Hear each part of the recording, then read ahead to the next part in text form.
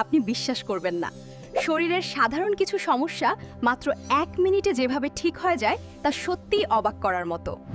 Doctor দেখাতে দেরি হলেও চিন্তা নেই, বাড়িতেই করা কয়েকটি সহজ উপায় আপনাকে মুহূর্তে আরাম দিতে পারে।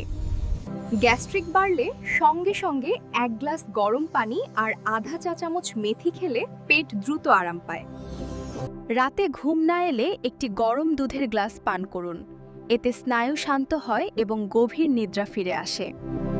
কবজিতে ব্যথা হলে কুসুম গরম পানির সেক 10 মিনিট দিলে শক্তপোক্ত ব্যথা মুহূর্তে কমতে শুরু করে।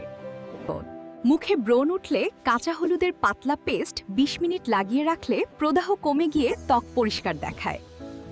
চুল পড়া থামাতে সপ্তাহে অন্তত 2 দিন পেঁয়াজের রস মাথার চুলে লাগালে শিকড় শক্ত হয় এবং নতুন চুল গজায়।